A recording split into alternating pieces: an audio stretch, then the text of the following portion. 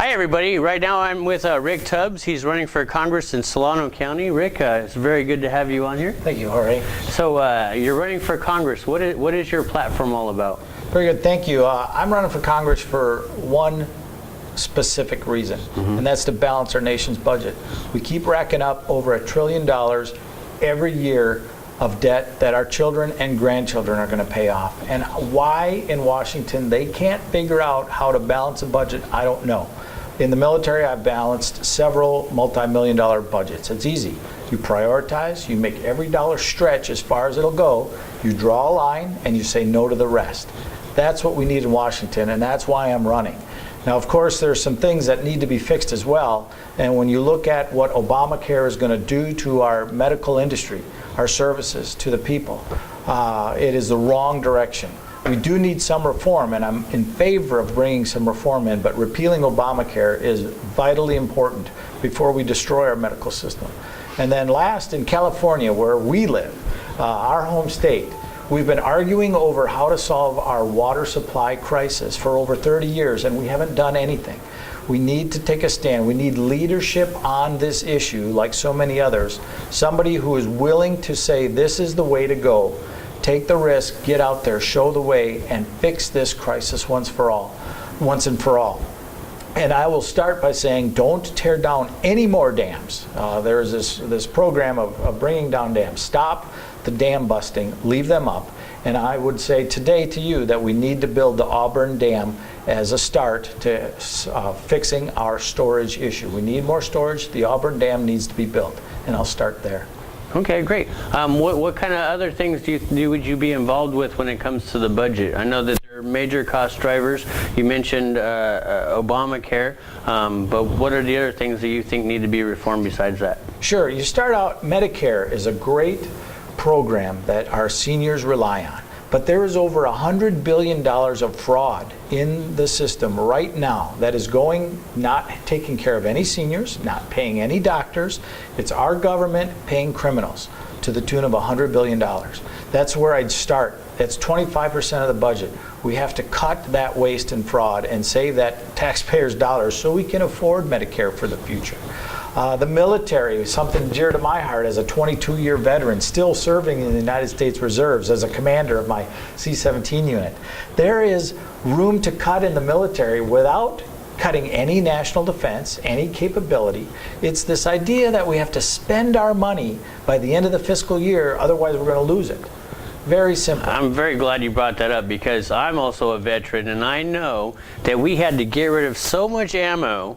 We had to get rid of so many grenades. We had to, literally, we were taking grenades, and I'm not supposed to talk about this, but pulling pins and throwing them into the lake just to blow them up so we could turn the pins in. Taking rounds and throwing them out in the bushes, because if we didn't particularly need to use that many rounds or that many ordinances that year, we were going to get cut, and they were going to say, well, you don't need it next year. I don't know what I'm doing next year. And so they shouldn't be limited to having to do those kind of things. Right, and you're throwing away bullets and grenades. I'm flying hours on big C-17 airplanes that cost over $10,000 an hour. Just flying circles? Just flying to make sure. So anyways, Constitution already has a 2-year budget provision for the military. This is a start. You allow the military to budget over 2 years. So at the end of a fiscal year, if you have savings, you keep it into the next year. If you need it, spend it. If you don't, then you give it back with no fear of losing it in future years. That's just another start for you. There's plenty more to do, but there's a couple of examples of big ticket items we can save. Is there anything else that you would work on besides the budget? Yes. I will tell you this. In the military, this is near and dear to me. This will be my first bill, and I hope your viewers would appreciate this. Right now, in the military, our chaplains cannot pray according to their religious beliefs. They are handcuffed in the way they are supposed to pray by a regulation put out for fear of offending anyone. I don't care if you're a Muslim, a Jew, a Christian, you should be able to pray the way your religion dictates. And my first bill I would put forward would be a freedom of religion bill to allow military chaplains to pray in whatever manner their conscience allows. So a little bit off the beaten path of some of my main issues, but something important to me and something I've dealt with on a personal level. Immigration's another thing that we need to move forward on. A guest worker program that allows foreign nationals to come in from wherever, work in this country with a guest worker ID, live in the sunlight, not be illegal. We need to allow that.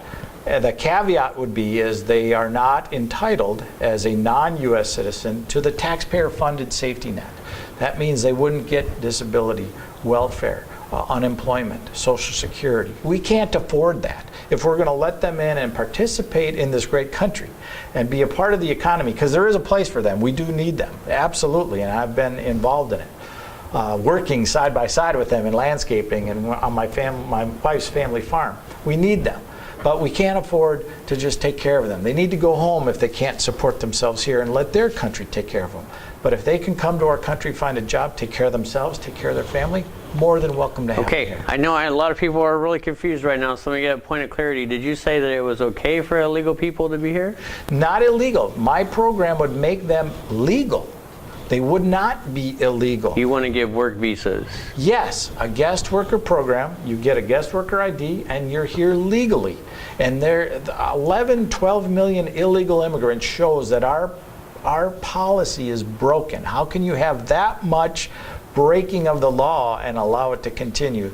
The policy is broken. We need to open up this door, if you will, for this workforce to be here legally so they don't have to live in the shadows. We don't have to have cities with sanctuary cities just thumbing their nose at the law. We need to have a law that makes sense, that works for America first, and does allow for these people looking for the opportunity that's here to come.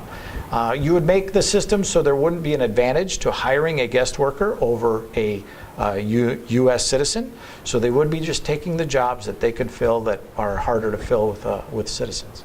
Okay, Rick, well, can you tell my viewing audience real quick if there's any way they can get involved in your campaign? You bet. Please go to my website, ricktubbsforcongress.com.